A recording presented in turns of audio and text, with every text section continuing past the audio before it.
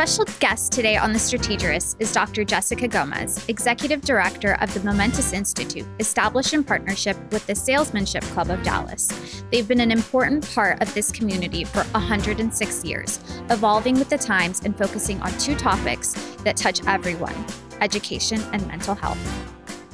All right, we're here today with Dr. Jessica Gomez of the Momentous Institute. Welcome to The Strategist. Thank you. So I'm going to open with just tell us a little bit about the Momentous Institute for our audience who may not know about it. Absolutely. Momentous Institute was established over 100 years ago by the Salesmanship Club of Dallas. It's a group of business individuals really invested in the well-being of children and families. And so for over 100 years, we have been focused on the mental health of children and youth who would otherwise not have access. We have a laboratory school, and then we take all of that research and interventions that we do in community and scale them out across the globe. So over 100 years, can you tell us a little bit about the statesmanship 106 years ago? Tell us a little bit. So the Salesmanship Club of Dallas, started out with, that was kind of the careers of the time. And so had a fellowship focus on that, but they also wanted to do a lot of good in the community. So over 100 years ago, a lot of the needs for children at the time were children left orphaned. And so they focused on kind of shelter and well-being, food. But that mission has evolved through Momentous Institute over the 100 years to continue to meet the needs of children. So pretty quickly after that, started to focus on the mental health of children. Now, it wasn't called mental health at the time, but they are invested in terms of volunteers. They're reading buddies for our children. They help put on the CJ Cup Byron Nelson tournament that's right around the corner. That gives us 1/3 of our operating budget. And they're involved in the committees, on the boards, in different ways. And really, they're cheerleaders for our mission. I love that. And I'm not a golfer, but I love when you can kind of bring sports in, and children obviously get involved with sports. And that's a big mental health helper, I guess, that when you practice sports, it helps release endorphins. And I think a lot of people find joy in sports. Can you tell us a little bit about kids and how that works? I love all the different layers you just hit there, Olivia. Yes, sports for various reasons, because oftentimes you're outside, but you're also in community. And it does release a lot of good neurotransmitters for your brain, like dopamine, serotonin, all those feel good. So we encourage children to play in community and play sports. With golf, especially and I'm not a golfer either, but I have a deep appreciation for it. You're outside, you're usually in places, green spaces, so that helps. So many of our children, we encourage them, like we have a partnership with First Tee of Dallas. And so kids are learning at an early age how to demonstrate those leadership skills through sports. So tell me a little bit about leadership and mental health, because I think those two things kind of can tie in together, because in order to be a good leader, I think you have to be in check with your mental health and how you're doing, and knowing maybe that you need to step back or what your team needs. Tell me a little bit about that. So many good points again there. When I think of leadership and mental health, as a clinical psychologist, I think about mental health really being the track on which all of our success throughout life runs on. If you don't have mental health, which I see it as holistic, physical, mental health, all of those things come together. If you have that, you're able to succeed in your relationships, able to succeed at work, you're able to succeed just on yourself. So leadership really is, I think everyone, whether you have a formal title or not, like I talk to the children at the school, leaders are those that are looking out for others, that are wanting to be change makers, when they feel that their emotions are too big, that they have the skills to regulate them as well. So again, mental health is the track on which lifelong success is built on. And so you can't have good leadership, if you don't have good mental well-being. I totally agree. And that kind of reminds me of the Disney movie with Inside Out, those feelings, and how I think that the anxiety, that was a new one that just came out, that kind of helped portray that, and like children being able to like articulate it. And I know that for me, like I had that issue with my mom, didn't understand what anxiety was, but then you have this film and it kind of can take it and break it out and kind of show what it is. And so I think that's really, really great. And having that for children and giving them those skills that they kind of need. Can you talk to me a little bit about, mental health services being open to everyone who doesn't have access to it? How can we make it more affordable for children to get this help that they need? Well, I think you hit on some of that. I'll talk about how Momentous creates accessibility, but I also want to lean into how do we make the conversation on mental health more accessible? Because oftentimes it's a scary conversation for many cultures and many families, it's Mhm. not one like you just highlighted. Like in my family, we didn't talk about it. Yeah. You know, if I said I'm feeling a little down or sad, my They're like, parents just don't. would say, then get busy, do Yeah. something, right? So there was Same. some kind of wisdom in that, but they didn't have the language of, oh, okay, let's talk about that, or what does it Right. mean? So what, like Inside Out, I love that it created a universal language for us to normalize Mhm. and take away stigma from the conversation on mental health. Totally So I agree. think that's one of the things that needs to happen. We still have a lot of work to do. Post-COVID, I think we all started to talk about mental health in a Yeah. different way, right? hmm So at Momentous Institute, we're really focused on making it accessible, not so scary, through campaigns like Squeeze the Day, which is, it recognizes May during the mental health month. But we also like to put out a lot of content on social media or through our newsletter that makes it something you can talk about with anyone. In terms of access to care at Momentous, by making it kind of the conversation accessible, we hope that people don't feel the shame of seeking care, like mental health treatment. When families come to us, we talk about, we need families engaged in it. You don't just drop off your child. Right. You're going to be a part of this. You're going to help me figure this out together. So it's an invitation versus an obligation. Right, because I think you touched on this with families and generational trauma sometimes through, I come from an immigrant family as well. So it's kind of, it's exactly like you said, we don't, like sometimes they just don't, they're just like, just be happy. And it's not as easy as that, or to regulate those kind of emotions. So I think it's so important for kids to have tools and access like what you give, and having those families involved to kind of help break those kind of stereotypes that children sometimes don't even realize they're a part of in that generational trauma that they withhold. And it can be taught, like you just said. I didn't learn about the neuroscience of the brain till I actually went to college and grad school, if I'm really being honest. And I was like, if I had learned this earlier on, and we demonstrate that, we teach children at 3 years old the structures of their brain. So think about if you had learned you had an amygdala where emotions are, the prefrontal cortex where you can make decisions. We can teach these skills, and it gives people kind of agency over, you know, with our kindergarten kids, they might be seeing a math problem and they're like, oh, this is overwhelming. But they now have this skills to say, it's normal to have an overwhelming emotion. Here's what I can do about it. Let me breathe through it. And can you tell me a little bit about this laboratory elementary school that was? Absolutely. Yeah. It was founded about 30 years ago. We have been in mental health services for over 100 years, right? Mm-hmm. But we started to notice when children go back into their community, they spend a lot of time at school. But schools are focused on teaching you the rigorous academics.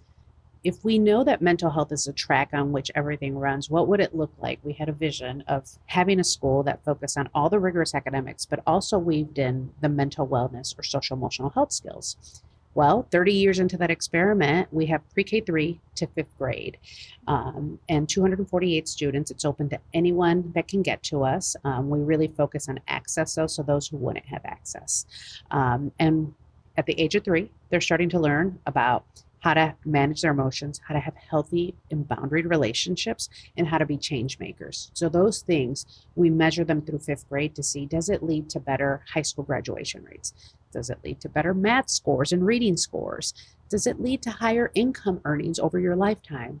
And the answer, Olivia, is yes to all of those. Amazing. So if we use, so it's our prevention model really, because we see clients from the community in mental health, but what would it look like if we start earlier? Proactive, being proactive rather than reactive. And that's something that I think we really, really need. And that's so great to hear. Yeah. And it probably costs us less when we invest over the lifetime. If you look at it from kind of an investment in ROI, all the statistics support it. That makes so much sense. And then kind of where is this located in Dallas? It's in South Dallas, so in the Oak Cliff neighborhood, not too far from Bishop Arts. Awesome.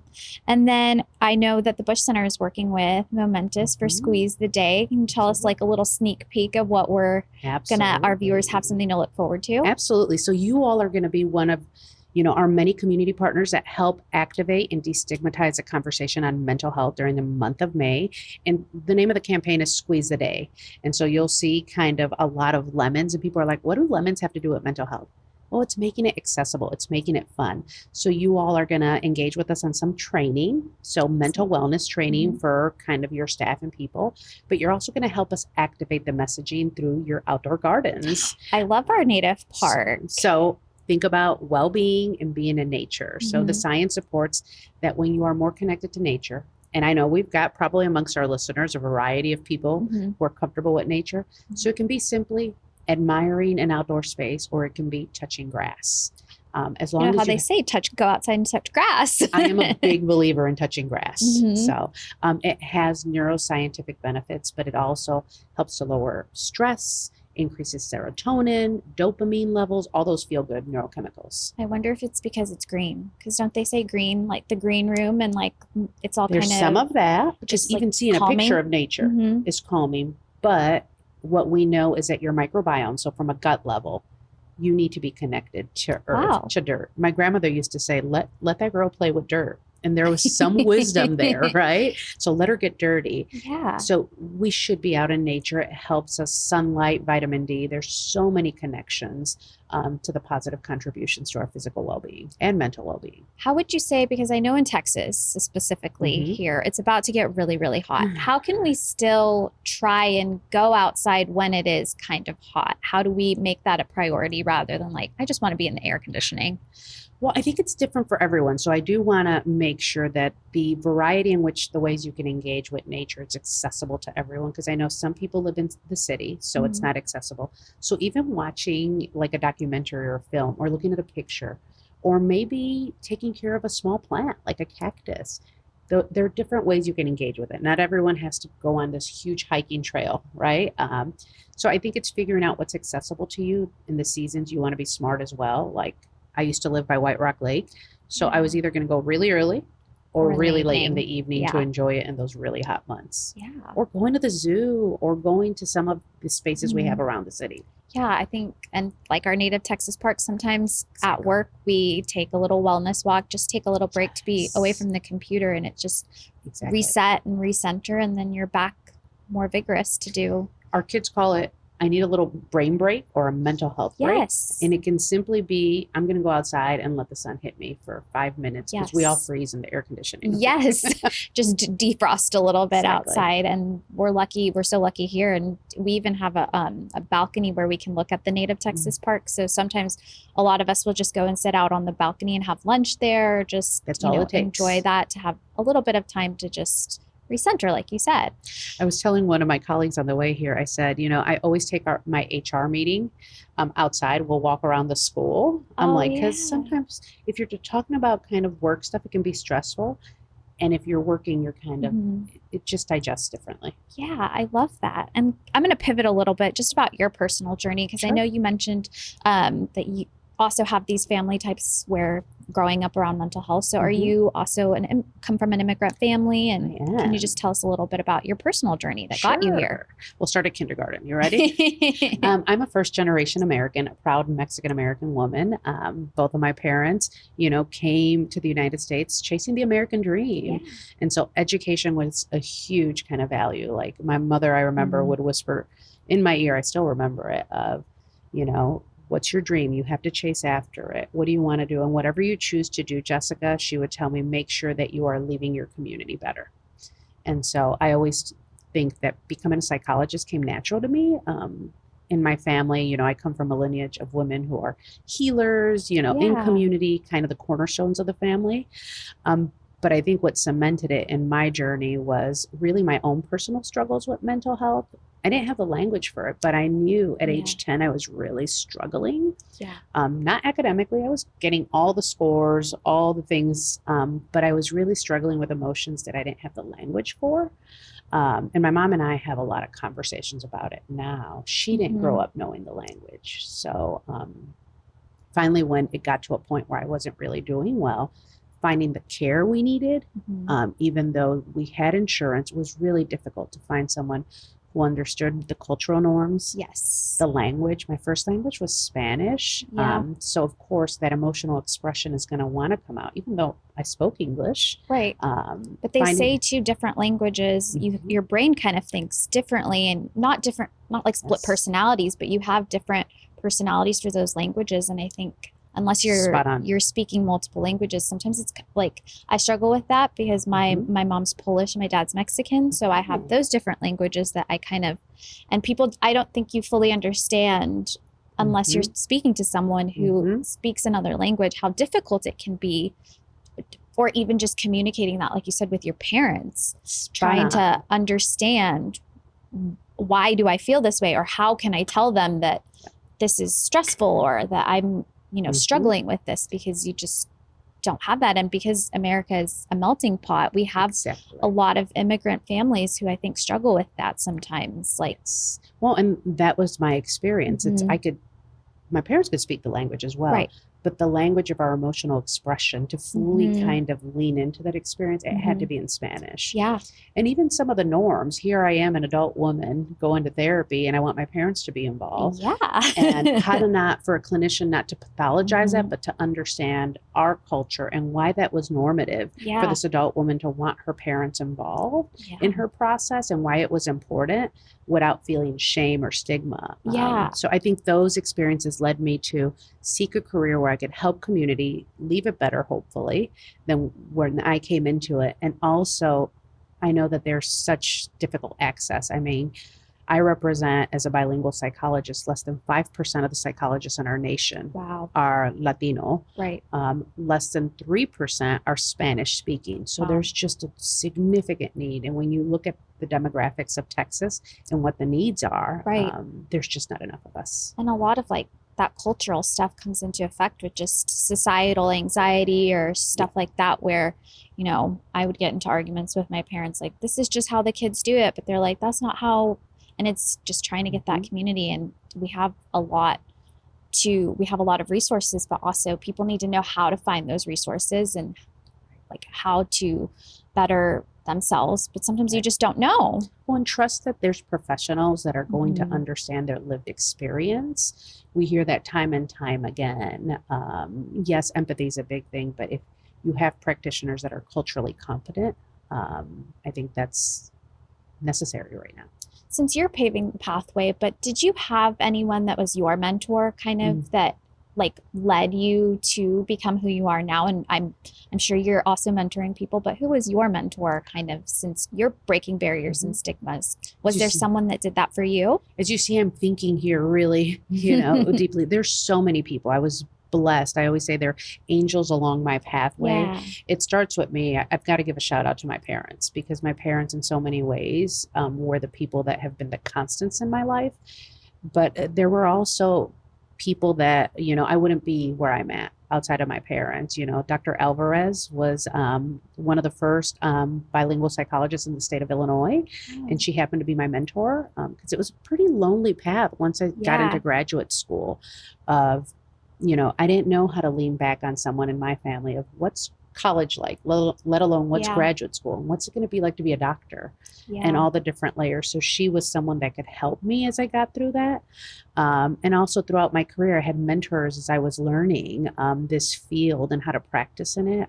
So there's so many people along the pathway. I love that. And I love that you're that for people as well, as we're continuously trying to. But when I would ask them, how do I repay you back for what you've done? They said, do it for others. And so I am committed to that. I love that. Just helping support other people as they find their own path on this journey. Can you just tell me what makes you optimistic about this mental health space and kind of how we're going? What gives you optimism?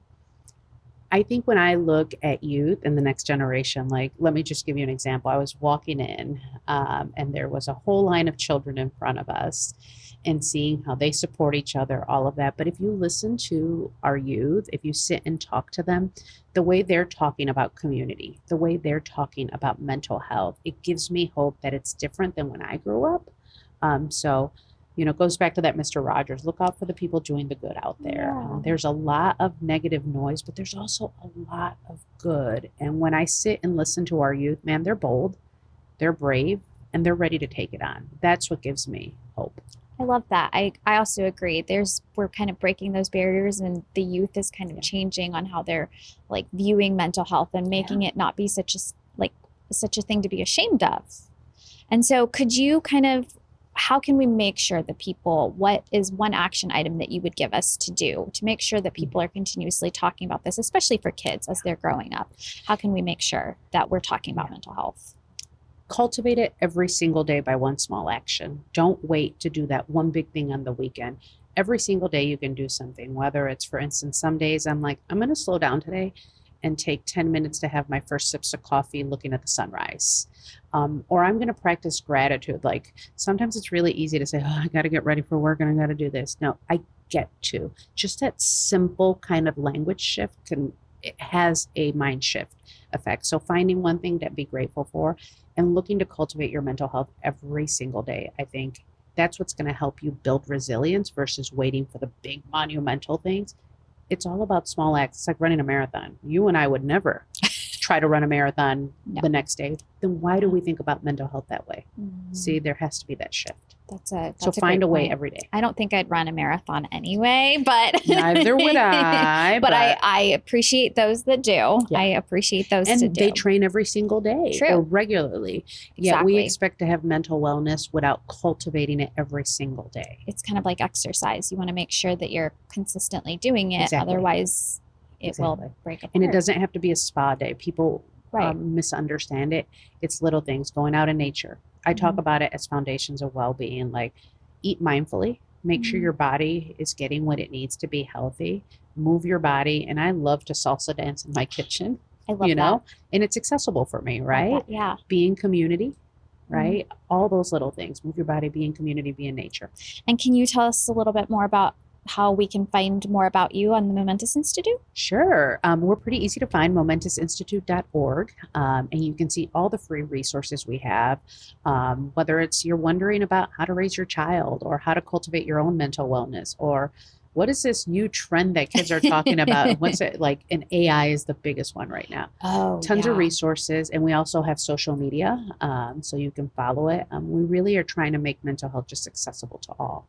I was going to, now that you said AI and mental health, how do you kind of, just to backtrack on that, how do you see that evolving and changing? I think some people see some negative stigma around AI, but is there a way we can look at this as a positive? I think there is. So we are living in a digital context. It's not just, what do we do? It is the zeitgeist of the moment. And so I think it's educating ourselves on it, setting boundaries around it. And for parents, what I say is don't give carte blanche of like, here's this tool. No, really dig into what are your kids accessing? What are the limits? And also we have to learn to work with it. It's good, but it can never replace that right brain to right brain connection that we need, human connection. We need connection to nature. But it's hard. If parents, for instance, or even for us, if you just say, I'm going to go cold turkey, put it away, it doesn't work quite as well. But supplement it with something that's healthy, like go on a lunch date with a friend and put your phone away so that you can be fully present and attuned. So it's part of the digital, it's part of the context we're living in. It's not going anywhere. And I think we have to put boundaries and limits around it and not let it replace the things that we need to be healthy. I love that. I think that's so true. Everything's about balance. Everything, even chocolate. Even chocolate. Thank you so much for being here and stopping at the Bush Center today and joining us to talk a little bit about mental health and everything. It's been a pleasure having you. Likewise. Thank you.